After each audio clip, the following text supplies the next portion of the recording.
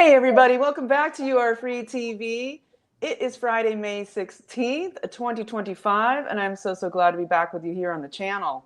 We have a great show for you here today, and we are going to be bringing Leo Zagami back in to cover, of course, the election of Prevost, the C-election, the stalking horse put into power there in the Vatican, and he's going to cover everything Prevost. And then I'm going to go and cover some news from there after my wonderful discussion with him. And to start off, I always start by saying thank you for supporting the channel. Thank you so much to Nella. Thank you, Lawrence. Thank you, everyone supporting monthly. You make it happen. I'm so grateful. And I also want to say congratulations to Donald Trump, Tiffany Trump, Michael Boulos for their first Trump's 11th grandchild just born. And that's a fantastic, wonderful thing, inviting new life as we go on the fight here, as James Comey is putting new death threats out against President Trump. So we'll be talking about that, but we're going to bring in the wonderful Leo Zagami, who is the expert on everything Vatican, Freemason, Jesuit, the top in the world, with his bestseller new book. And welcome in here, Leo. Great to have you back. Thank you very much. Here's the book. A bestseller, like you reminded to your audience. I'm yes. that it has reached this status in a very short time, maybe because of a series of, let's say, coincidences. But I like to think there is always the Holy Spirit guiding my work, and also a work of importance because it's an insider perspective on a subject like the Jesuits, which is rarely touched. So thank you again for having me on your show. Of course, now we can discuss this new Pope and unleash maybe a little bit of controversy in the meantime. I love it. And, that's our job, right? That's our job. And let me just tell people the title of your book. I always love it. You have like these 19th century titles. You always have these like 30-word titles, which I love. I think it's fantastic. Okay, and this is your final Yes. volume in the Illuminati series. So this is Confessions of an Illuminati, Volume 12. Great number to end on. I'm sure you'll tell us why. The history, secret societies, and the politics of the Jesuit New World Order and their Luciferian court. It's like you don't even have to read the book. You just explained it all right there. But okay. Just kidding. The book it's just amazing. So anyway, so go ahead and let's just jump in with Prefect, and then we'll touch in on your book more, although everything that you're about to say basically comes out of what's in your book. But what we have here with Robert, with Robert Francis Prevost, yes, which is actually quite a coincidence because my second name is Leo Robert. My name is Leo Robert, so it's kind of like, in a way, fitting that these people in the Vatican chose a name that, of course, previously was used by a much more conservative and anti-Masonic pope like Leo XIII, which of course moved two encyclicals against Freemasonry, but they're mostly focusing on his interest for social reform. However, interesting the fact also that this Pope apparently decided for this name basing himself on the AI. I mean, I thought he had a little bit more intellectual capacity than asking the AI for a name. I mean, what was it? Are you being serious? Yes, that's how he decided. Yes, that he announced that the day after he was elected to the cabinet. So, and that's he's throwing in the transhumanist aspect, the one world religion, AI, Satan God, right? Your cyber Satan, right? Immediately went into the subject of the AI. Let me just throw this out there for folks that don't know. So the first Leo, or the last Leo before this Leo, was as you said, this was at the last pope of the 19th century, right? And he was totally anti-Freemason, completely trying to bring the church back to itself. And so we have this duplicitousness at the very beginning. We have this reversal, this inversion of him taking the name Leo when he's the opposite. He's the Jesuit. He controlled opposition. He is the Luciferian one world religion.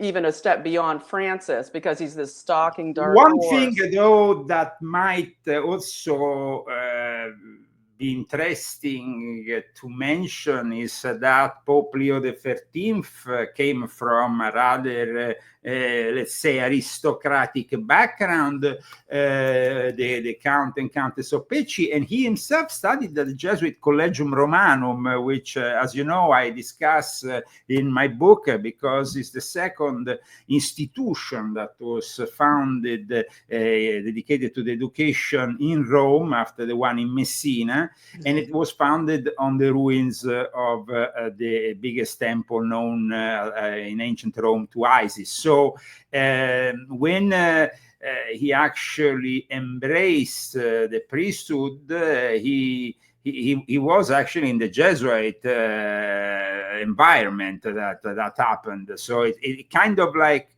gives us also a interesting perspective, let's say. I mean, he was, of course, it seems like the focus is more on the political sociology, let's say. It's pastoral activity dedicated to social justice, between brackets.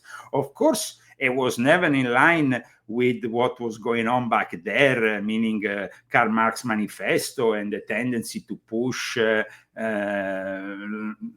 think he wanted to push a alternative that was a little bit more conservative for the time. And he was a descendant, Leo XIII, of Cola di Rienzo, which is a very important figure that we know from back in the days in the 14th century, one who styled himself as the true tribune of the Roman people. So we're talking about a family with profound roots in what we could describe as the Black aristocracy. Okay, hold on. Okay, because we could go there right now, but we're gonna jump forward to Prevost, right? Because the Black aristocracy, that's gonna have everybody on tenor hooks. But now we're gonna put that on hold and jump to Prevost, right? And let's drill down into the present, because we're in this kind of emergency moment here of what just happened, Saudi Arabia with Trump, like the whole reshaping of everything, the full on war going on here against globalism by the people who are fighting for true Christianity and for saving the world here. But let's get into Prevost. I guess it was worth mentioning the fact that this Pope stressed his choice based on what is the encyclical Rerum Novarum, which was the first time the Vatican went out of the religious, let's say, the boundaries of religion to discuss social issues, because we were in the Industrial Revolution, and so the Vatican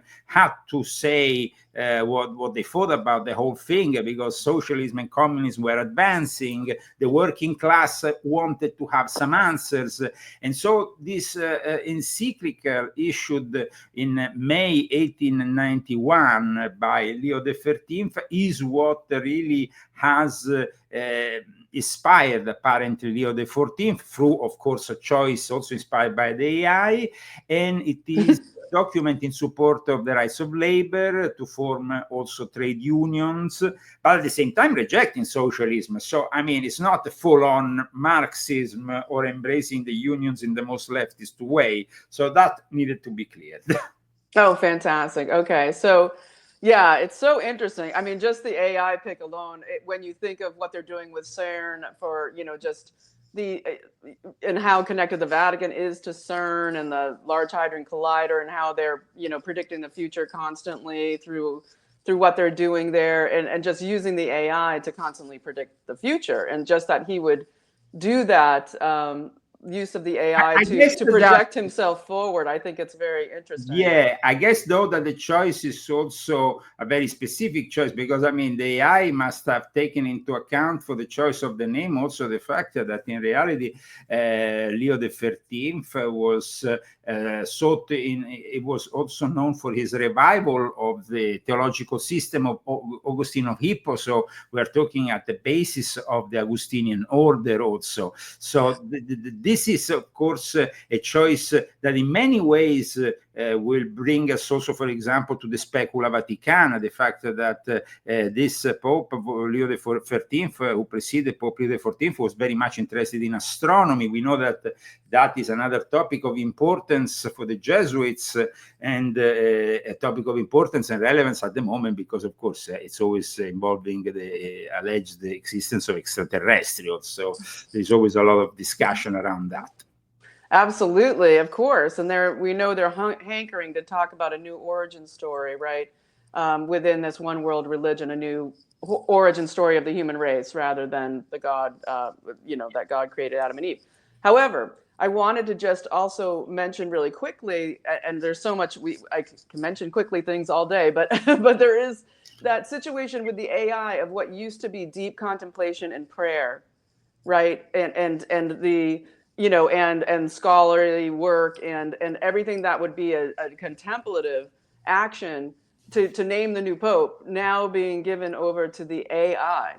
That's just so amazing, right? I've always been very critical, but I've also discussed the interest the Vatican has for the AI since volume 6.66, and so it's not like it struck me like something completely insane. It is following this modernization that eventually will bring us to the one world religion, in which the AI, though, has a very relevant and important role, because we have seen during the pandemic the Pope giving more importance to science than religion, and AI being discussed all along the pandemic within certain gatherings that were facilitated and organized by the Vatican itself. So, I mean, it's like they really think about this topic as a topic of interest, because they know that in the near future it will, of course, become central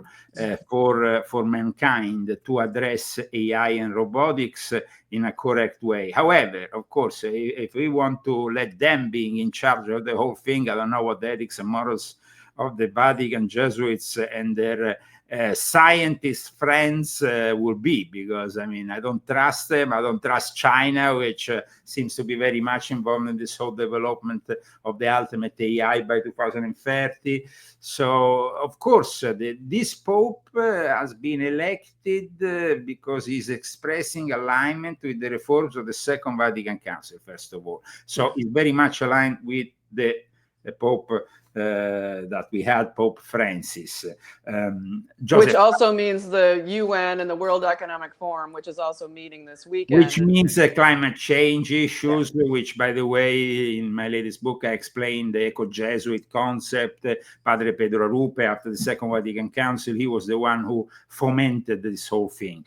Then you have, of course, human rights, migration. Global migration is a very important topic that this Pope has also used to criticize the current administration. But I mean, he has been criticizing Trump from 2015, from when he was simply a candidate in the primaries. We know that, they made public the fact that he voted the last time in the primaries of the Republican Party. And of course, he voted Jeb Bush, because Jeb Bush was the Knights of Columbus aligned with the Jesuits and the Vatican, which thank God we got out of the way, because he's like a total rhino, and he would have been just as bad as Liz Cheney or any of these rhinos. So it's good that we no longer have that Republican Party that look at the Vatican like Mike Pence for answers, and we see, of course, clearly also in Mike Pence a betrayal of the MAGA reality after that.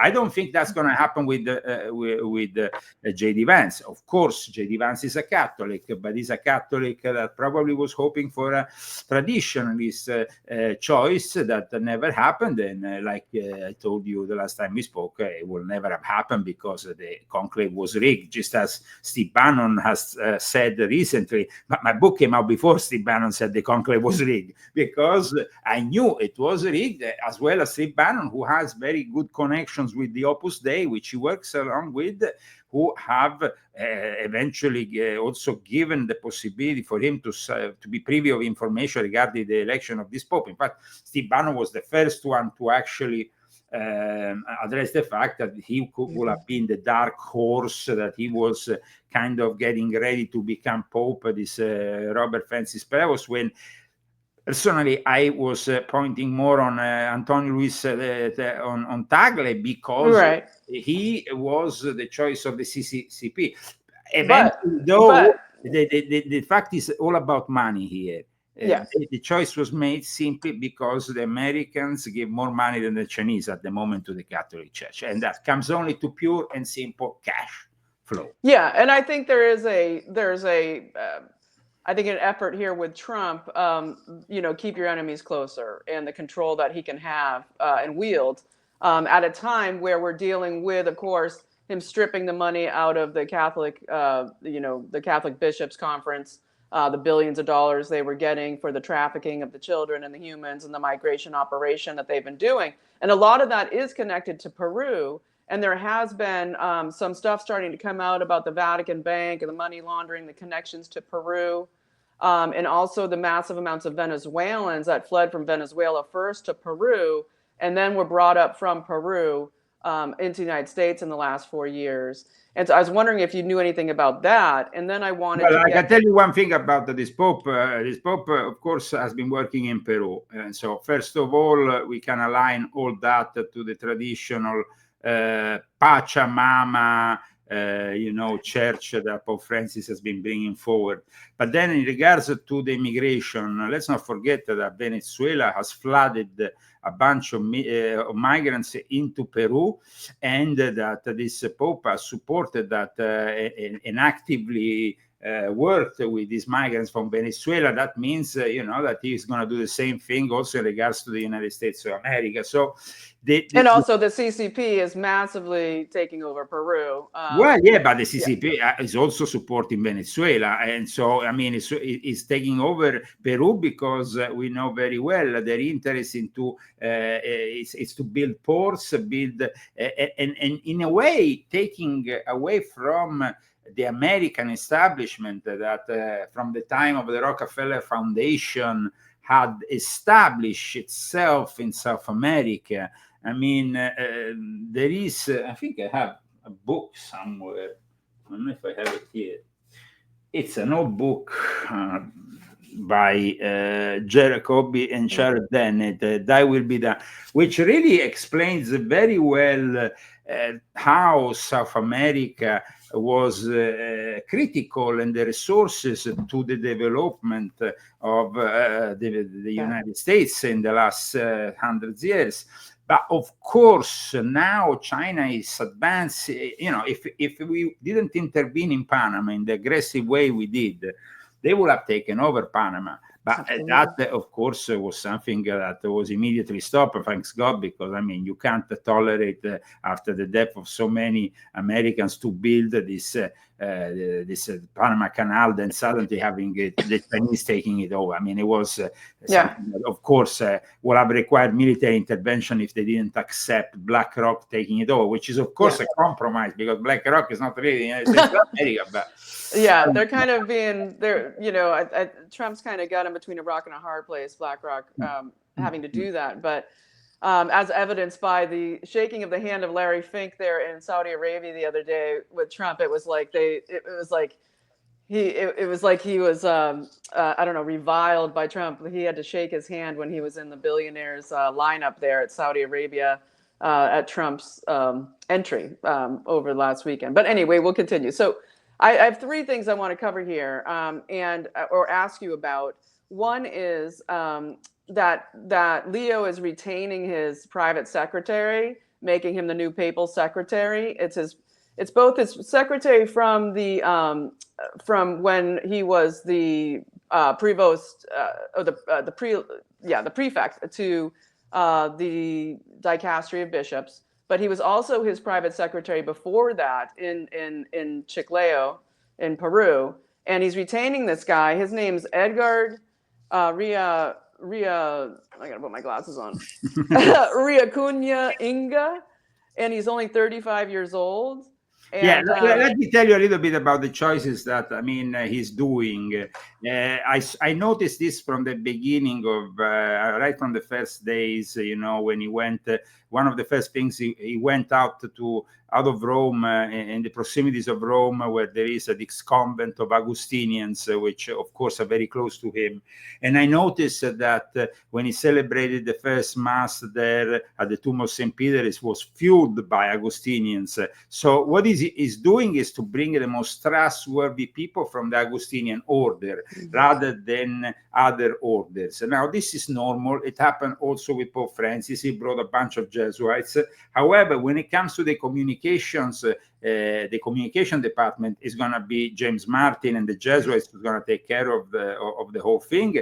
Tell people about James Martin, because this is important.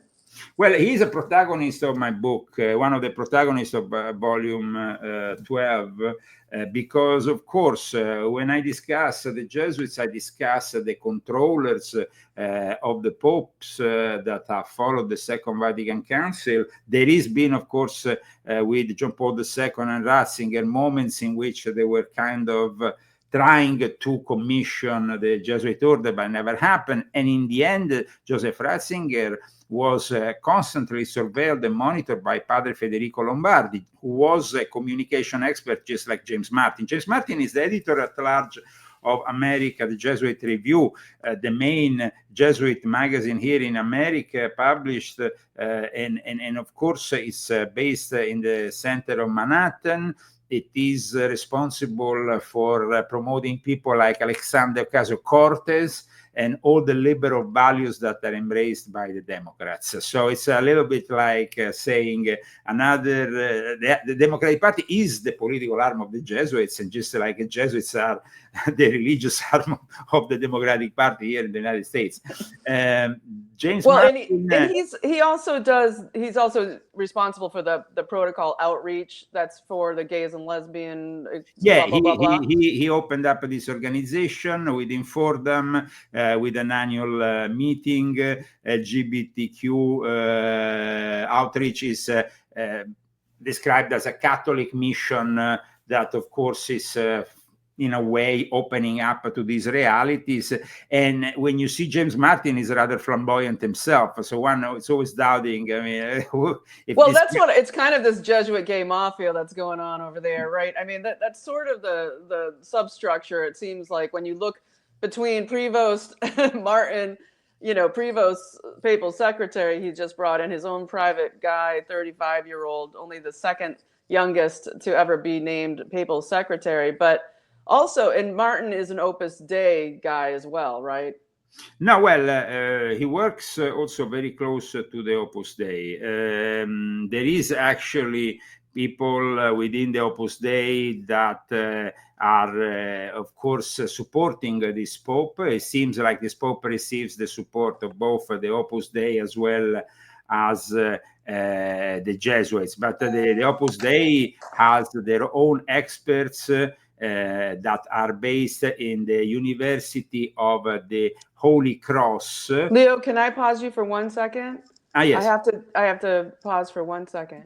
Okay, no worries. The communication, we're talking about the communication of the Vatican, and of course the Jesuit supervisor expert also in communication will be always James Martin, who has followed the rise of Prevost from 2023, promoting him on the American Jesuit Review. You can actually go and check for yourself on James Martin X or on the American Jesuit Review what I'm saying. I mean, he literally brought this guy who really came out of nowhere in a very covert fashion, who Pope Francis brought to Rome and started to raise to the position which eventually made him papabile, which means candidate for the papacy. And of course, along with James Martin, who appeared a couple of times with David Muir, who was broadcasting from Rome. There was, on the last day of David Muir in Rome, also another expert of communication communication, who teaches at the University of the Holy Cross, which is Opus Dei stronghold, and he's an Opus Dei priest, John Bauck. And so John Bauck and James Martin will be kind of supervising the communication. This is the first American Pope. So, of course, he will have a couple of Americans in charge of his communication, which on the day of his election, when he went on the balcony, strangely enough, he didn't utter one word in English, only Spanish and Italian, which already gives us the idea, no? And then instead, the day after, he finally spoke in English. Which I personally think that if you are an American Pope, the first American Pope, you could have at least uttered a few words in English, but that probably will have not gone in line with his also being very close to Latin America. Let's not forget that Peru is a place like the rest of Central and South America that are totally controlled by the Jesuits. I mean, the Jesuits for hundreds of years have had the control of the governments in South and Central America. So it's obvious that he has always been working aligned himself with the Jesuits. Now, like I explained in my latest book, it's all about education, the mission of the Jesuits. But the Augustinians have, as you know, the Villanova University, which is their only university here in the United States, but it's also one of the most prestigious ones, which has prepared many of the mainstream journalists, media figures, and so on. So Villanova, with the mission of education, you are always working in tandem with the Jesuits. They control even the public universities here in California. I mean, the Jesuits are very much in control of education, because education is brainwashing the future generations, preparing the elite, and pushing their own narrative and policies, which, like I said, this Pope seems to have a more insidious nature. That's why I describe them as a wolf in sheep's clothing. And I tell you why. Because, for example, the last 24 hours, he has announced that, of course, is for the traditional family of a man and a woman, and everybody, wow, this is fine. We are going back to a Pope who is doing his job as a Pope, rejecting all that. What is happening here is basically, about millions of Catholics who are now disinterested in the Catholic Church because it's become a flamboyant church of LGBT priests who are running rampant with their migration policies, which of course are very much pushed, because then they can human traffic all these children that come into this country to the Catholic NGOs and can maybe become victims of their priests and so on. I don't want to go into the details of their sordid affairs, but we have seen that this Pope has actively protected pedophiles. And we also notice in the first few days of his papacy, not one word about pedophilia in the Catholic Church. And that is a bit worrying. I mean, I'm sure that he's going to talk about it soon. I'm sure that it's going to come into the equation, but at the moment, there is no discussion about a subject of tremendous importance for the future of the Church. Yeah. Because here we have the Jesuit order in the United States that has apologized over and over again for not having been able to take care of their, and they are in the mission of education with children, with young adults, because when you are in the mission of education, then you are more prone to become a predator in that kind of scenario, no? And Absolutely. So the fact that when he was in the Augustinians as a provincial superior in Chicago, he protected a non-Augustinian, letting him live near a facility where there were children and education, that is already very much of concern without warning anybody. You should always warn when there is a sexual predator. Nowadays, we receive, here at least in California, an SMS if there is a sexual predator who moves in the vicinities. This Pope didn't do that. And he knew very well the danger that could incur by guesting somebody. And then in Peru, where he protected priests that went after young girls who have testimonied how they were raped by a priest that Bishop Prevost at the time didn't really reprimand in the adequate way. So here it's about really noticing, first of all, that this guy could be bad news, because being a protector of pedophiles for the Catholic Church, in the condition the Catholic Church is today, they should pass immediately a canon law to defrock immediately any priest who indulges in that kind of activity without any possibility. Nowadays they move them around, they send them to a convent. And in fact, a lot of them are sent to Augustinian convents. Yeah.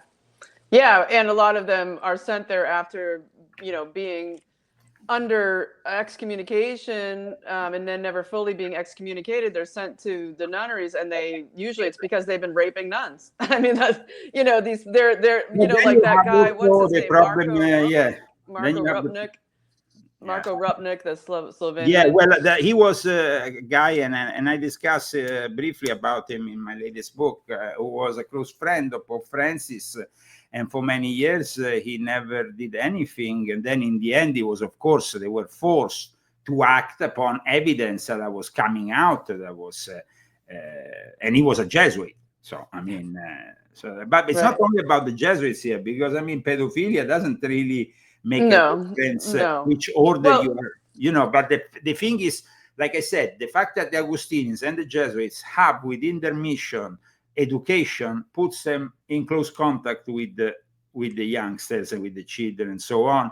And that's where you have, for example, in my book, I describe how Theodore McCarrick was raised in a Jesuit since the elementary school and the high school, and then went on to Switzerland, and all of what happened with that was that he was groomed to become himself then, of course, a perpetrator of horrendous crimes, which then later on came out in. But of course, because I think there's degrees of crimes, that we get to in pedophilia that gets more into the Satanism and the ritual abuse and. The connections there with the Jesuits, and especially Australia and McCarrick, and it's all disgusting. Well, there was Cardinal Pell in regards to Australia, McCarrick. Theodore McCarrick is important in my book also because he was the facilitator of the Vatican-China deal. He actually even worked and used Nancy Pelosi, who is a fifth-class agent, when he couldn't go any longer there because he was already under the radar for his crimes. But he was the guy who put together this deal, and in exchange, the patriotic church of the Chinese Communist Party gave him access to his seminaries, where he could violate and rape all these young Chinese, who of course will never utter one word. You see, here in the Western world, of course, things can come out.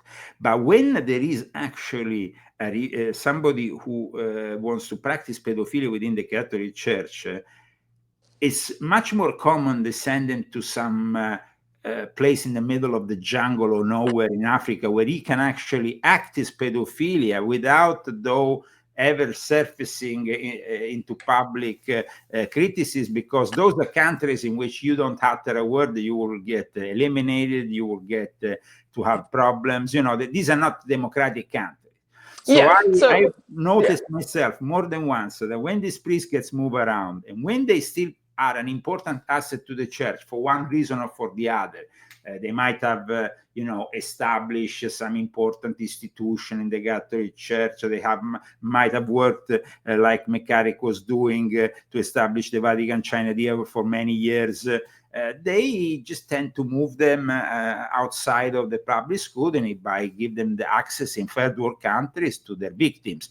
Now, the problem is that eventually these things will still be a matter of grave sin and also of crime that might never surface, but is still a crime. And in the case of Theodore McCarrick, in the end, they couldn't really protect him anymore. So once he completed his mission, he was defrocked, he was put under the public eye, scrutiny, and he was like the defrocked and shameful acts and blah blah blah blah blah. But now we're left with his mentee, his guy that he trained now is Archbishop of DC. Of course. And I want you to talk about it in a minute, but brought in specifically at this time where we have the massive scandal of the Catholic Charities, the trafficking, the child trafficking, the disappeared children of the Catholic Charities, the 500,000 kids, the money laundering, the billions coming out of the Biden administration to the Catholic Conference of Bishops, and that guy's brought in there at the same time that we get this American Pope to handle all of this, right? And this is all a UN operation. They're all the same people. And now we've got another, pedophile acolyte at the top of the food chain in DC at the diocese. That's the major diocese to go up against Trump and to go up against the lawsuits. And so it's a very intense time here, and they put Leo in obviously to handle all of this as well. Yeah, I mean, you have to understand that definitely the Catholic dioceses and individuals in the United States have contributed a lot less since we had Pope Francis being very much against the Latin Mass, being very critical about certain things, clashing with the people like Leo Raymond Burke or other people within the American Catholic Church. It didn't really work out for them that well. So the money that was collected got to, at one point, after also everything that happened during the pandemic and so on. I mean, we are talking about peanuts in reality, talking about maybe 15 million a year, not much. And so you mean in collections, or what are you talking? Collections? We are talking here about the contributions that are made annually to the Peter Pan's collection. Gotcha. And that is represented, of course, still 28.1% of the total donation, but is a lot in decline in respect to previous years. When you were talking about, Cardinal Pell, for example, Cardinal Pell, we know what happened with Cardinal Pell. He was condemned in Australia, but then eventually he was freed because the Vatican couldn't really work out the finances without him, and because he had been, apart from the fact that he has extreme support within one of the most important organizations of the Catholic Church, which is like the Freemasonry of the Catholic Church, which is the Opus Dei.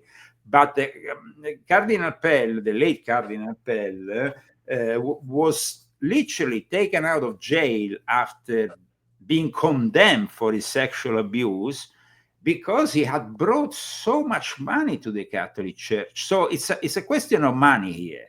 So if you bring to Peter Pan's collection annually more money, and this Pope definitely is going to bring more money from America, because already I can see it, Apart from the fact, imagine this. You have to understand, all these illegal immigrants, millions that the Biden administration has brought in the last few years of his administration, have all arrived from Catholic countries, Central and South America.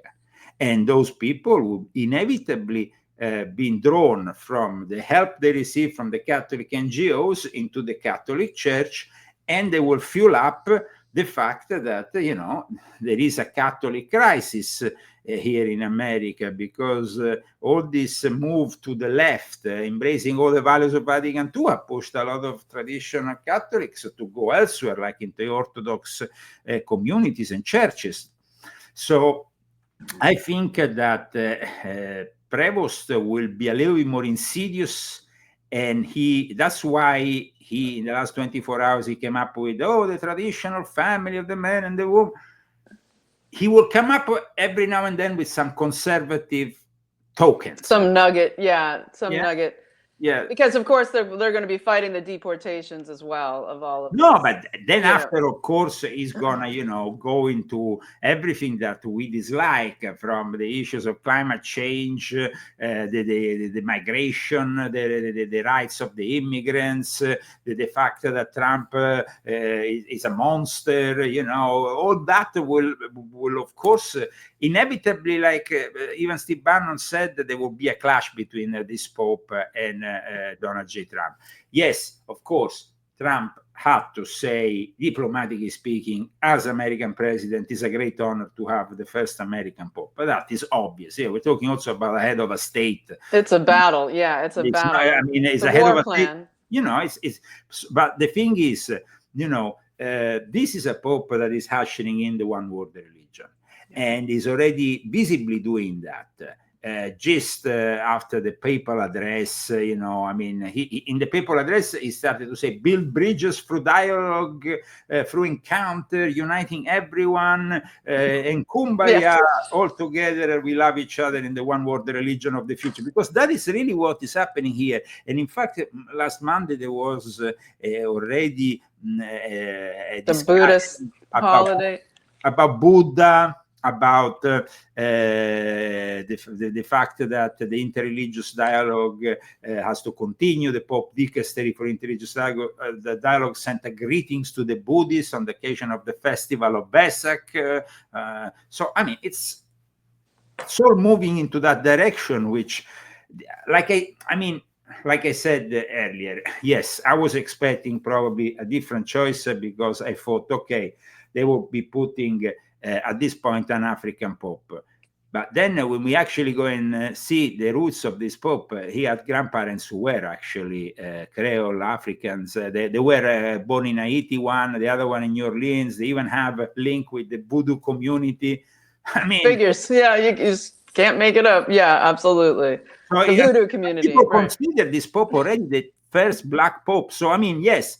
This has happened. I mean, if you go and check, there is already various publications, even in Italy, very serious. This is the first Black Pope, blah, blah, blah, blah, blah, blah. So, I mean, and of course, when people saw this guy coming out, the name Leo, and everybody was like, Leo, you told us there will be a Black Pope. You told us the guy would be otherwise Chinese or Filipino. And I said, oh, just patient, my friend, because the answers will come after. And of course, the answers were given already in this book, when I said that the Pope that will be the successor of Pope Francis will be simply a spitting image and will continue with his policies, because there was a Rick conclave, and that the Jesuits have now complete control of the church. So they don't even, like, I think I even told you, they might not necessarily actually will not be a Jesuit, because they don't need a Jesuit any longer in this whole thing. They had the Jesuit who was Pope Francis, who unusually took control of the church through a coup d'etat orchestrated by the Jesuits. But now that they have rigged the church through elevating so many cardinals and have complete control of the communication aspect and everything else, it's not like they're gonna step back into oblivion, the Jesuits. They have this control of every single religious order in the Vatican, and they can go to every single religious order in the Vatican and say, okay, now it's your turn, Augustinians, now it's your turn, Benedictians, now it's your turn, Dominicans. They could do that, because now they have always control. Right. And that is what they wanted, because that's the problem that John Paul II, or even Ratzinger at one point, was noting, and that, Joseph Ratzinger was a guy who actually participated to the Second Vatican Council. So he wasn't really, a guy who had a perspective that was anti-Vatican II. But when he saw how left the Jesuits wanted to go, and they wanted to push the issues of Vatican II to the next level, even him wanted to commission this order. Right. So, and now we have seen Freemasons in the last 12 years of Pope Francis, left, right, and center, applauding him. And even after the death of Pope Francis, they just came out and said, "Oh, what a great guy! Fratelli Tutti d'Enciclica," which is a Masonic encyclica, which the Pope passed in 2020, which has nothing to do with Christianity, but everything to do with Freemasonry. So he was a Freemason and a Jesuit. Yeah. In the end, that is what the Church of the year 2025 is a compromise between these two forces. Fantastic. Okay, look, I want to ask you one more question, and then we're probably going to end this, keep this one a bit shorter today, and then I'm going to come back with you in a couple of weeks. But I had, well, actually one comment before. It's also come out recently about that Francis, now they're letting loose the information that he was on this massive cocktail of antipsychotic drugs. I don't know if you've heard about that, but that's been coming out. His psychotic behavior, he was a massive rageaholic, terrorized people, but also psychotic, like bipolar psychotic, like first of all, and I think that even this Pope might be doing the same. They make a massive use of this drink that is very popular in South America, which is coke leaves and a sort of tea. Very popular in Chile, very popular in Peru, very popular all over South America. I don't know if you know a little bit about. Yeah, sure. Yeah, I can't try to remember there's a name. What's that name? I can't bring it to mind. We're not talking about the ayahuasca. We're not even talking about the original Coca-Cola, because let's not forget that the original Coca-Cola was built on that kind of thing, So you think this guy's getting hopped up a little bit, just like Starmer and Macron on the train from Kiev? It's called mate de coca. There you go. Okay. It's a coca. Because it's important that people understand that this tradition is typical of those places. In all the Andes mountain range, in Argentina, and Bolivia, and Colombia, and Ecuador, especially in Peru, they make use of it. And apparently this new Pope makes an industrial use of it. So imagine that. But having said that, if you use it for many years, there might be psychological consequences, and so it doesn't. It could be absolutely possible that to compensate, they were given psychopharmaceutical drugs to the former Pope, because of course, if you use that drug for a number of decades, then you might really get out of your. Yeah, and what does it also do? It lets the demons in, right? I tell you one thing. Cocaine. Cocaine is used by at times very influential people. Like all of them. We had Prime Minister Silvio Berlusconi, who used it for a number of. He used it for most of his adult life. It didn't affect him, but to not be affected, just like Gianni Agnelli, who was, by the way, the father of Elkan, who was just down in Riyadh with Trump and stuff, because he's one of the members of the Meta, which the Elkan family is the one who owns Ferrari, Fiat, and the whole Alfa Romeo, the whole Italian, and now with the American, whatever its name. And so Gianni Agnelli, who was now is no longer with us, but he was very close friend with Henry Kissinger and stuff, very influential man at the time in the Illuminati and set up. He made really a large use of it, just like Berlusconi. But these people, they explained to me, they made this use of this drug always monitored by a doctor. So by being monitored by a doctor, they never took more than a certain amount. And they took also cocaine of the purest quality. That is at least what they have been saying. But, then we have seen recently the scene on the train coming back from Kiev with Macron furtively taking this bag and hiding it like this, and all of three of them behaving like three teenagers caught by the mother when you smoke a joint and you're hiding it. It seemed like a scenario like that, no? Yeah, absolutely. Immediately the presidential palace went on on a counter information. Counter narrative, yeah. Saying, it was Zelensky's. I didn't know. We didn't know. No, they didn't say. They it was just a tissue. It was a white tissue. It was a white tissue. It was a white tissue with a little silver pipe. A little silver. No, there was. Then there was a little. The Metz, the actual thing, German chancellor had the little spoon that they used to put it on like this. So I mean, the thing is that all these leaders are making use of this drug, which definitely it's dangerous because it brings you to believe that you are invincible. It brings you to interpret reality in an erroneous way. That's why these people are actually dangerous. That's why they're psychopaths, basically.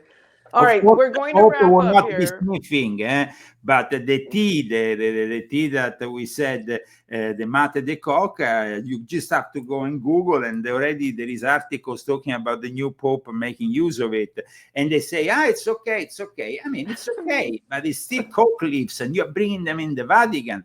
Now, the Vatican, by the way, in 2014 had a number of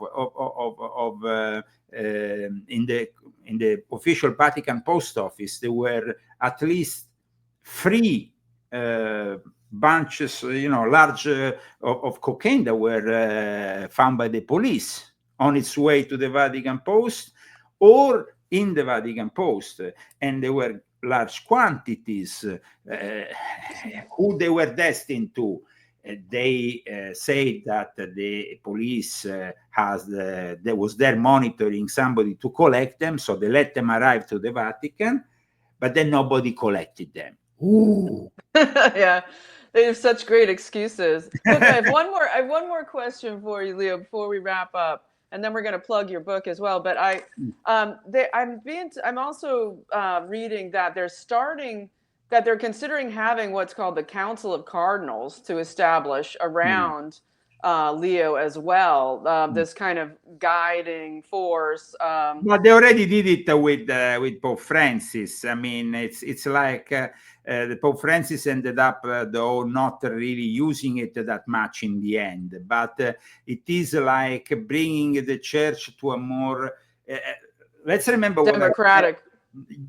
Democratic. Well, you know what I mean, like trying to change the rules, basically. Okay. First of all, when you say democratic in the Vatican, unfortunately, they are going towards a communistic church where the Pope will step down and become the Bishop of Rome. But in theory, he is the absolute monarch, and in a traditional sense, he should have no democratic, because he's a ruler, he's a king, he's a pharaoh. They call him within in the walls of the Vatican. I remember once reading a document in which they called the Pope of the Pharaoh. So, I mean, you have an obelisk in St. Peter's Square. You have a tradition that goes back 2,000 years to the Roman Empire. This is no democracy.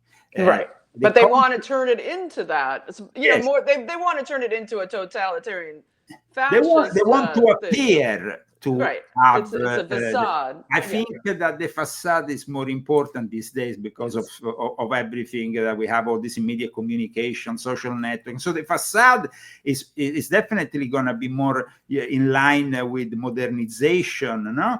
Well, and it's to destroy what was, basically. It's to make a change. It's like a socialist revolution. It's just to make a change, to destroy what was, and to take power away from the traditions. It's to make a change. It's to radically. We saw it, already with the fact that a Pope stepped down, Ratzinger, that it was something that didn't happen for a long time, and then we had also the Jesuit generals that stepped down. They led the way to this new.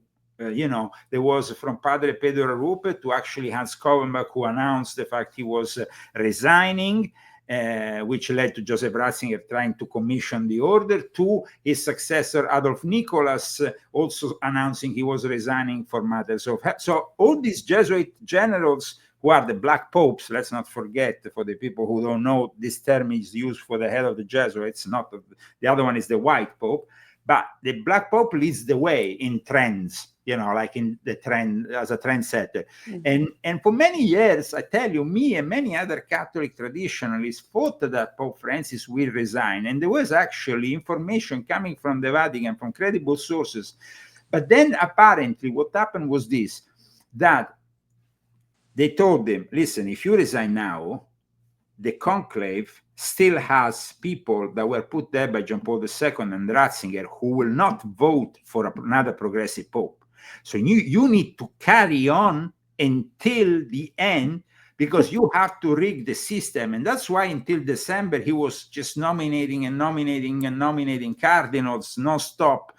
And this had to do with Prevost, right? Was carrying out a lot of these. Course. And Prevost was then elevated. First, he was made cardinal 2 years ago. Then he was elevated on the 6th of February, a week before bringing him to hospital, to cardinal bishop. So it's like a 4-star general at that point. But in order to arrive there, he had to be there. Actually, they kept him alive, and they kept his seal even after his death, which is very unusual. They're hitting things with that seal for sure. There are some documents and things that might some paychecks, some money. Anything that has to do with the Pope is sealed with his ring. And strangely enough, his ring was not destroyed like they usually do in the next 24, 48 hours, but it was only later, much later, when we were at that point, what happened in 2 or 3 weeks? Anything can happen. They can they can stamp all kinds of things. So this is definitely disturbing. But also the fact that at one point in the hospital Gemelli, there was a decision to make. He was suffering of this pneumonia. He was about to die, literally. They were about to take off the ventilator, but because they had to keep on stamping the auto pen. That's it. It's the auto pen a little bit. It's the auto pen. Like Joe Biden. Just stay there until the end and continue with the auto pen. Kind of like Ruth Bader Ginsburg and the iron lung, right? Absolutely. So I think we gave today a really probably for some Catholics, they will be scared about the future of the church. But I mean, or maybe some Catholics will be critical. They will say, but he did this, he did that in the last few days, and he seems to be a little bit more conservative. Guys, looks are deceiving. And this Pope is going to be very deceiving, because he wants to seemingly regain some of the lost flock. And let's not forget, he's an Augustinian, just like Martin Luther. So Martin Luther was the guy who started this whole process, which, that led to Protestantism, the Reformation, and made a lot of problems for the Catholic Church. And actually, it was an Augustinian in 1751, 11 years after the foundation of the Jesuits, the first friar to criticize the Jesuits from a pulpit. But today, you will not find one Augustinian in the whole world that criticizes the Jesuits. Interesting. Okay. That's a great place to leave off. And next time you're here, we'll drill down into what the developments are. And I just wanted to have you plug your book, Leo. And I'm so I'm so happy that it's selling so like hotcakes, because people got to get it before this print sells out, I would imagine. It is print on demand, so it's not going to sell out. Oh, great. But definitely this book is at the moment, it's been #1 in religious essays, in historical essays, in faith and spirituality. It is definitely the biggest kick in the ass to the Jesuit order, because you see, it's almost like while they are looking somewhere else, because at the moment, of course, their interests are to the future of the church. With the death of Pope Francis, they were a little bit probably keeping the guard down in communication. And suddenly, you have a book like this, which receives also a lot of 5-star reviews. And I think that the purpose of the book, which I made public from the introduction of it, from the preface, is to wage war intellectually against the Jesuits and exposing them, something that hasn't been done in the last few decades. So I think that the purpose of the book has been reached. I think that now it's important that people read this book, that they understand it's not only for Catholics, it's not only for Catholics, because what the Jesuits do involves everybody, and it's not only about religion, it's about geopolitics, it's about transgenderism, the LGBTQ, you mentioned James Martin, it's about migration policies, that they are the ones behind all the decisions of your rhinos or your Democrat politicians. So Absolutely. I know where Absolutely. the actual evil is coming from. And when you say, the Freemasons, well, the Freemasons, I mean, 10 days ago, 11 days ago, Emmanuel Macron, the cocaine addict, did a special intervention at the Grand Lodge de France, in which he talked about laicity, in which he talked about secularism. He was basically intervening in a Jesuit stronghold, because if you know the history of the Grand Lodge de France, is very much connected to the Jesuits. But of course, you will have to read this book to know how. It brings you to the Clermont and everything else. So thank you so much for having me on. Thank you, Leo. So everyone, go to leozagami.com. Yes. Check out all of his most recent articles. You can find also the information on his older books as well, the first of the 12. If 12 is your first, you're going to want to read them all. And you can read them in any order, although I recommend first to last, because that is just I actually recommend the last two first now. Oh, I love that. That's even better. It's like a countdown, It's like, yeah, sure. Back to the origins of Leo Zagami. 3, 2, 1 is like a mission sequence started. Woo! And the rocket is going. Good one. I love it. Awareness that brings you out of this world in the end. Fantastic, Leo. It's so good to see you again. Great show. Thank you. And I'll be in touch, and I'll see you soon. Okay. Congratulations. Absolutely. And be free TV, of course, all the time. Take care, guys. Thank you, man. See you soon. Bye. Bye. Isn't he fantastic? Wow. So that's Leo Zagami. Go check out the book. You're going to be so thrilled. He goes deep in, and also gives great content for your own research to go further than what he's even done in his books. So check it out, get his book, and we're going to go on here with some other news that is going to segue off of that, because we've been talking about, of course, the new Pope Leo, the wolf in sheep's clothing, Matthew 7:15, beware of false prophets who come to you in sheep's clothing, but inwardly are ravening wolves, right? And that's what we're dealing with here on all fronts, okay? And there's such an intensity of events happening right now, and that's what I'm going to continue on with this video with after my, just finishing with Leo, to kind of keep filling this out of where we're at, between whether it's the Saudi Arabia, the flow of events around Trump there, the James Comey outward death threat on Trump, all of it. So let's dive in. I'll put on the glasses and we'll continue from.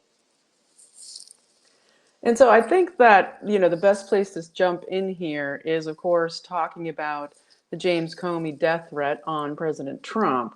That is, of course, the major news of the day.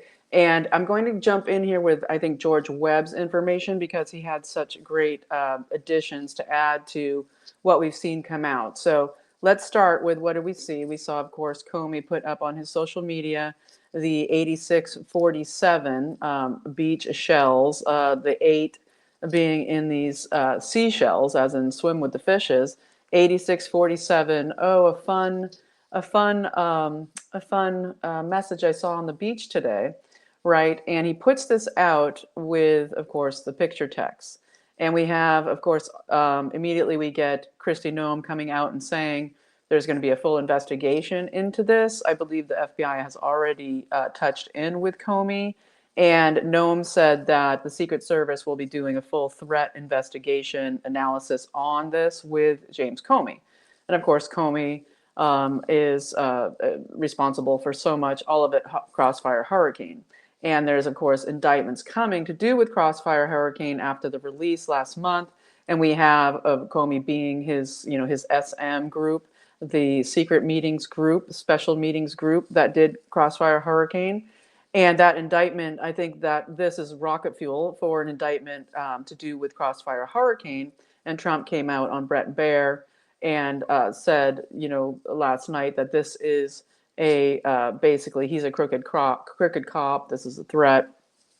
And so let's look into Comey and what's going on here. We have Secret Service Director Curran, who is, of course, Trump's top Secret Service guy, who he, top security guy he put in charge of the Secret Service with all of the assassination attempts, all of that coming out soon. All of these people so interconnected that it's just unbelievable. But I think that something's happening here where George Webb is talking about that Comey can make use of what he names the Haqqani network, named to do with Ambassador Hussein Haqqani, who now is also in the UAE at the same time as President Trump. And he is currently holding, he is the senior fellow and director for South and Central Asia at the Hudson Institute in DC, the massive deep state think tank and operations, grid. And what's very interesting is that Webb cited at Ron Hodler, capital HODLER, Ron Hodler saying that also in coincidence, not coinciding with the 8647 message, which is to 8647, we have also Ron Hodler pointing out that this was the same date of 8,647 days since the 9/11 attack.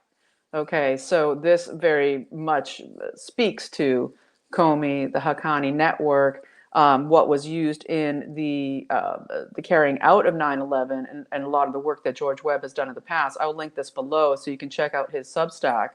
But basically what he's saying with Haqqani, this gets back to the encrypted BlackBerries, how they all still have them, that there is still the network ongoing. And he says that this network was what he had, his research in the past, George Webb, was that the 9/11 planners used this Haqqani network of Ambassador Haqqani out of PTech to basically execute 9/11. Okay, and he's saying that this same network was involved in the 2008 Mumbai bombing, and of course the overthrow of Pakistan when they had the most popular president coming in Pakistan.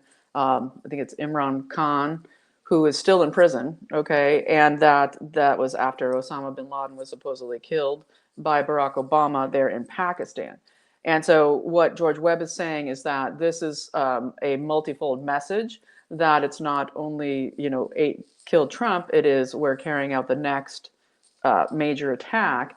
And that's all very, very vital information as we look through this. And as we continue on that vein, it's very interesting because, Webb's also pointing out that all of there's the connection between that group, the Haqqani network, the Muslim Brotherhood, the Bushites, all of these same players that were involved, say, with Khashoggi and the attempted assassination of Mohammed bin Salman in Las Vegas during the but very real mass death shooting in Vegas several years ago, where we saw that really what was going on behind the scenes during all the mayhem created by the ritual slaughter of people.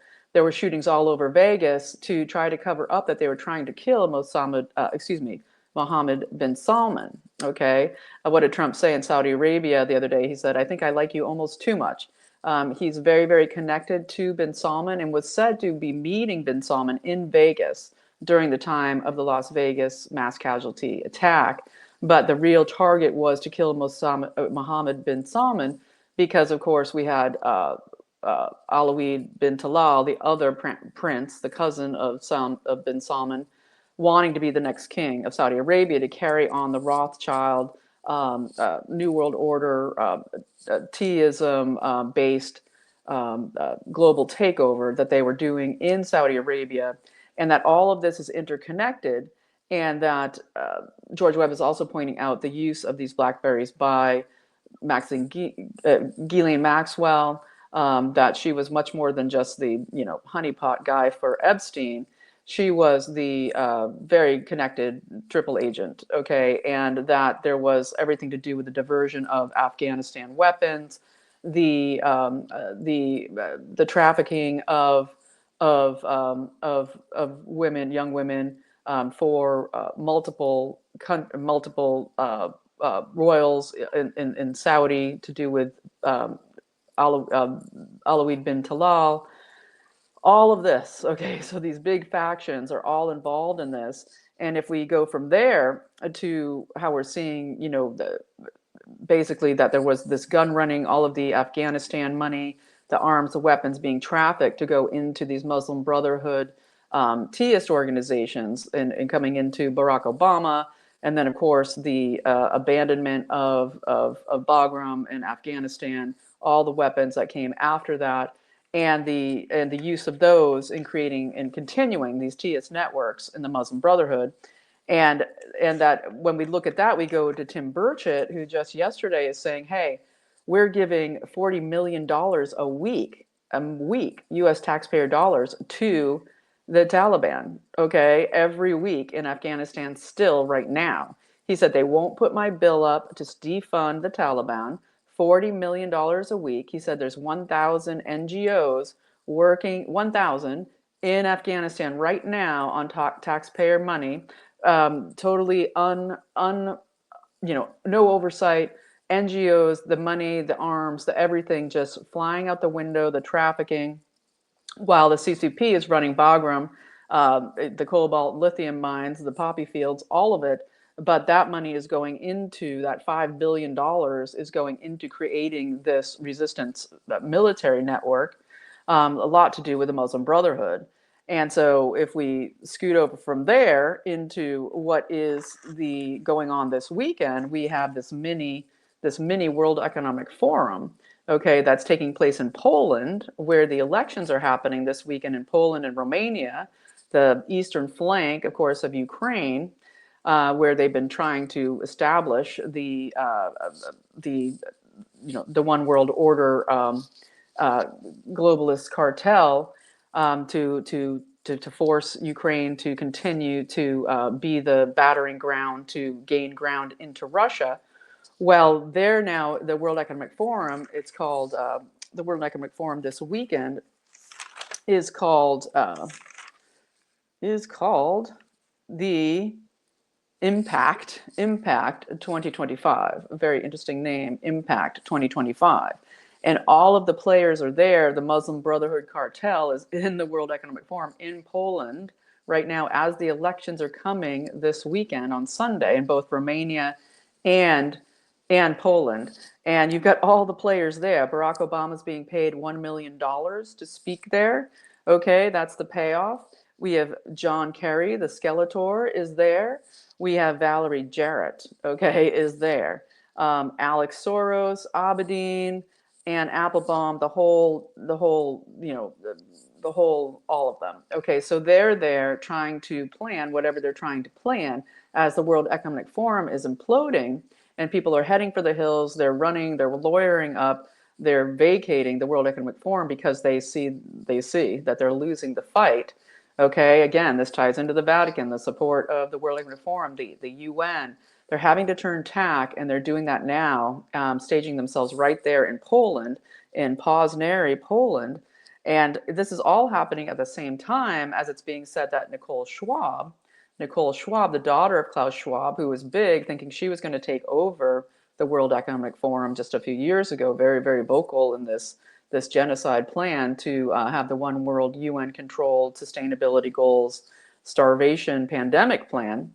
She is said to have flipped, and I'll link below information on that, flipped with international prosecutors to help, because, again, as I said before, the World Economic Forum is this company, but then there's this foundation that is parallel to it, the Shadow Foundation, where that was run solely by the Schwabs, and it was just, the money goes in and then it ends up in the foundation, it's laundered, all of this, and there's this huge RICO investigation coming through into that. It said that Nicole Schwab is flipping, okay, and that she's basically giving up the goods on the plan to exterminate billions of humans in this one world government plan of the globalists, through starvation and other means, of course, and the stealing of all the land, the natural asset resources, all of it, trying to monetize natural assets, all of this, the biowarfare, pandemic rollouts,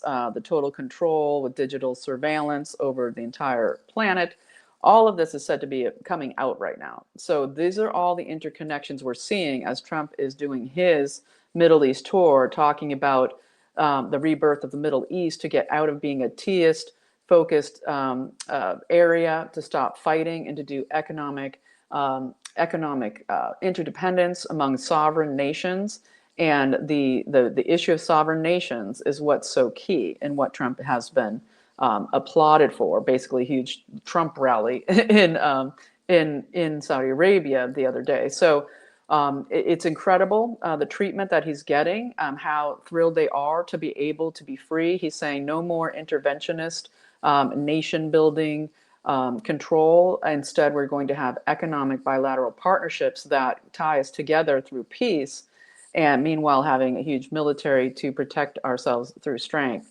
And so that is an incredible, very important thing to understand. So the Muslim Brotherhood cartel is in World Economic Forum in Poland today, and we're getting, of course, Comey's hit squad, the Haqqani network, according to George Webb, in the UAE. All of this interconnected, okay, and all happening while Kash Patel has said he's now definitely shutting down. Okay, hear this, Comey.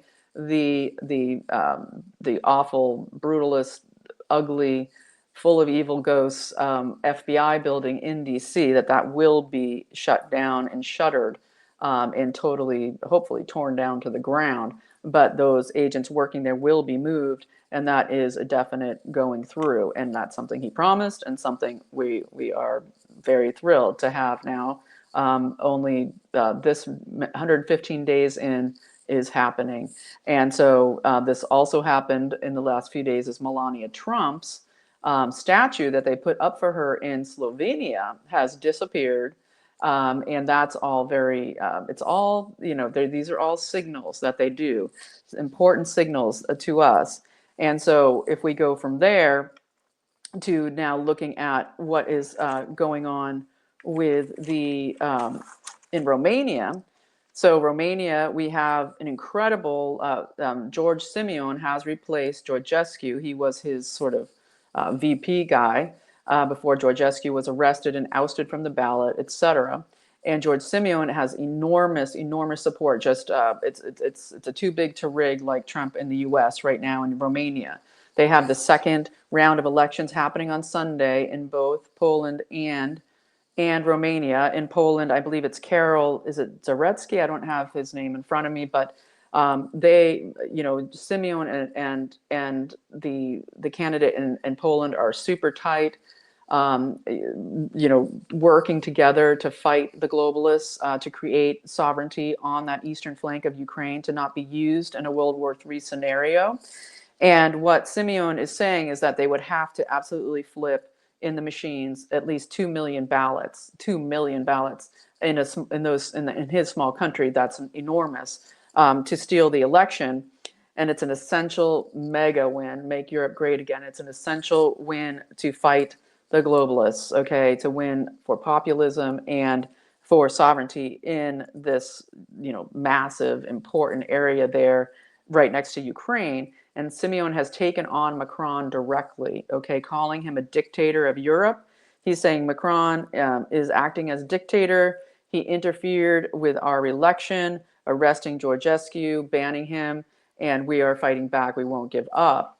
And then we had the EU cartel try to fight back, I would say, Zelensky him, where they put up these deep fake images of George Simeon in these gay porn videos that were completely deep fakes, trying to confuse the people, saying he's not really who he says he is. He's really like, a Zelensky guy. He's a fraud, which is complete. Nobody's believing it.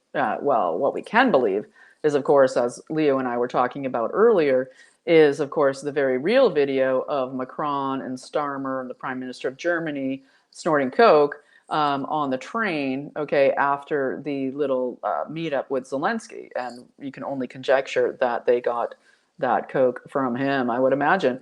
But that's, for entertainment purposes only. But we see basically Simeon now is being protected by the Romanian Secret Service. And so there is a game change, a sea change here of the power structure of the EU losing control over Romania and hopefully Poland as well, that there won't be any FFs, any attacks, any of this, okay, while the Muslim Brotherhood contingent is slumming in Poznari, Poland right now. So all very, very important stuff there. And then if we move from there to, just talking about Trump's messaging here, is that we see this messaging of him, in Saudi Arabia with the purple tie, the purple carpet, the purple stairs, and sort of stealing the globalist symbolism and using it as a signal instead. I would say Anne We Know did a great description of this yesterday, where basically, talking about the Trump last wore this purple tie in this international sense at the World Economic Forum speech, this famous speech in 2017, where he said, we're going back to sovereign nations. We're no longer doing this globalism, and you don't have the right to dictate to the world how they're supposed to live, what they're supposed to eat. We want economic security for nations, not based in UN control. And so very, very intense stuff, amazing, incredible, game-changing stuff, where you're seeing the Trump team and his allies and these other populist leaders going against the globalists, the Rothschild Trotskyite cabal, okay, the royalties of Europe, etc., the Soroses et al., okay, to take back the world for peace and prosperity for individual sovereign nations. And it's massive, it's huge, and it's working. It's working. And so prayers are paramount. And at the same time here at home, I mean, I can't get into, I don't have time today to get into the Build Back Better, Big Beautiful Bill. Okay, that thing is just a monster. And there's a lot to say about it, and I will do it next week. But right now, what we have yesterday is Gabbard, and she's been doing this for the last several, about 5 weeks. But just yesterday, we have Tulsi Gabbard, the Director of National Intelligence, firing her top intelligence officials there in the agency, like Mike Collins, the National Intelligence Council leader, basically involved in the Crossfire Hurricane, the Hunter Biden laptop lies of the steal of the last election, removing him. And she's also moving the entire National Intelligence Committee from the CIA to the office of the Director of National Intelligence. So that's huge, okay, gaining control. She has formed her group called DIG, the Directors Initiative Group, to rout out all the traitors in intelligence, which is a massive job, All the traitors in intelligence, we're talking thousands and thousands and thousands of people. And so ongoing, massive, huge project. So please, please, prayers for Tulsi Gabbard. She's under the gun here right now, so we need to totally pray for her and everything that she is doing. And so that is all massive and huge, and I think I'm going to just kind of end it there, because we could go on forever, and it's already been about an hour and 20 minutes plus, but I want to end just with this and the things we can do to help ourselves, because we know at this point they only have their clandestine ways of attacking, right? And whether it's going to be FFs, assaults that are set up as FFs, this kind of TIAS attacks, this sort of thing. But then, of course, they have their weaponry that is the directed energy weapons. We've been seeing it, of course, in all of the attacks through fire, and they can do that on a small scale to individuals as well. And that's using the cell towers with the scalar weapon systems mounted on all of them, the high frequency laser beam weapons, okay, whether it's by satellite or drone. And I want to remind people of a great video by Deborah Tavares that she put out in March. Of course, she's the wonderful Deborah Tavares of stopthecrime.net, always, raising the alarm on directed energy weapons. And basically she wanted to bring people's attention to a document called Drone Amplified. And this comes out of the Department of the Interior, which is interesting because Secretary Doug Burgum is the Director of Interior. and needs to be made aware of this document, this program, because the Department of Interior is very key in so much that's going on. And so we need to, alert him or find out what his position is in all of this. But basically, that the drone amplified program document is out of IGNIS, IGNIS, and that basically it's drone amplified fire from the air. And it's about using drones and directed energy weapons that can be controlled by an app. And if we look at what happened with the Pacific Palisades fire, and remember how George Webb was uncovering DeepSeek, okay, this is before it became public, right? There was the murder of the guy from OpenAI. DeepSeek gained all of the data information, went live to compete with OpenAI. And DeepSeek was in real time following all the Palisades fires as the directed energy weapons were igniting them for entertainment purposes only. And what we see here is that we're hearing that this drone amplified program can be controlled by an app, and it's run through AI, okay, using, in Deborah Tavares' estimation, Google Earth maps that she calls attack map grids, and how they're set up in conjunction to operate with the AI to basically run how these high frequency satellite and drone weapons are deployed. And so what I'll say with that, and what Tavares is always saying, what we've always noticed in all of these burn down attacks, is that is always the white and blue roofs, okay? That the laser weapons are refracted by blue and white. They can't hit those things. And so we see Gavin Newsom's new home, he has the blue roof, that people know, okay? That people in the know.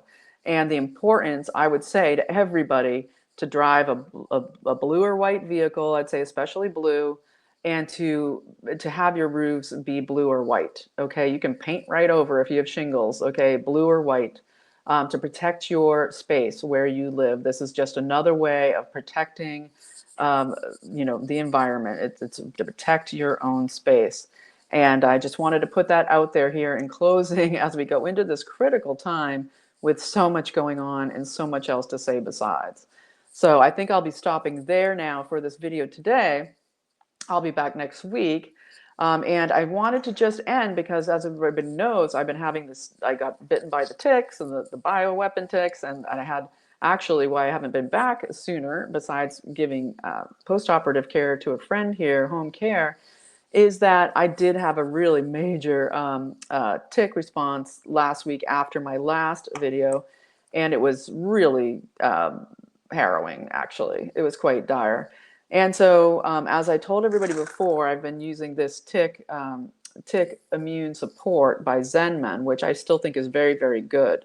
And the thing that really brought me through to stop the massive histamine and cytokine storm, the sort of vagus nerve, just full blown, welts all over the body, red eyes, the fire itching from inside. It was just insane.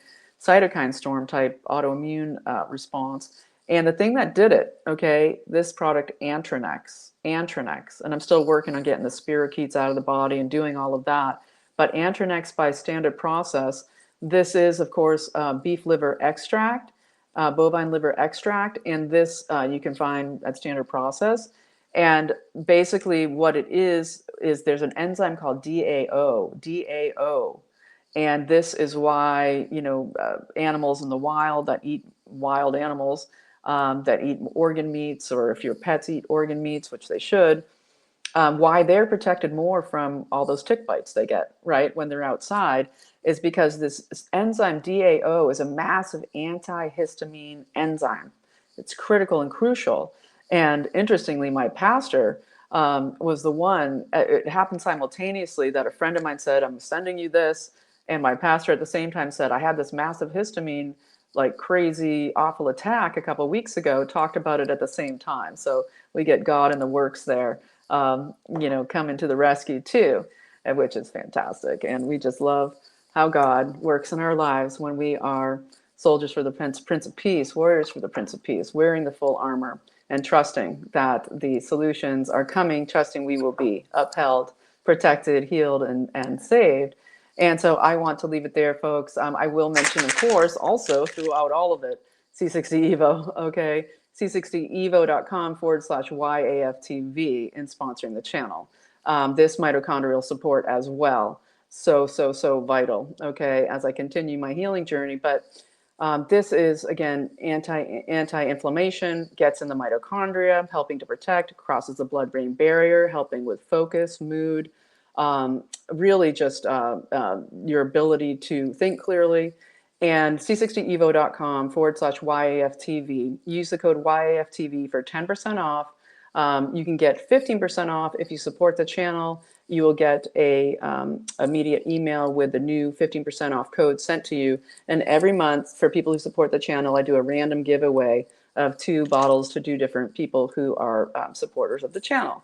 And I think I'll have an interview again at the end of the month to talk more about this. But c60evo.com/YAFTV, the best ESS60 molecule made in the best lab in the world, okay, in Houston, Texas, by the people who made the same exact formulation of this carbon-60, ESS60, the purest, in Houston, Texas, at their state-of-the-art lab, like the best lab in the world. Where it basically mimics the creation of carbon-60 in their generator. So it's just absolutely off the charts amazing. And you can go to c60evo.com/YAFTV, read people's testimonials. It's bought by the big C integrative C healing doctors and clinics in the world. By the caseload, and people have great results with everything from inflammation, from workouts, great if you just did a workout and before a workout, to take this to fight inflammation and quick wound recovery, just all of it. Incredible product. Check it out. All right. Thanks for listening today. If you found this video to be added value in your understanding of what's going on this week, and what's going on in the larger picture, and you want to support the channel, which I greatly appreciate, there's ways to do so below, and I'm so appreciative of it, and all of you who support the channel. So thanks so much for watching. Keep the prayer wave going. Keep those prayers paramount. We've got a lot of protection that's needed right now, the full armor around Trump, of course, being number one, and all of us being upheld and prospered and protected by our Lord and Savior, Jesus Christ. So thank you so much for watching. You are free, and I will see you next time.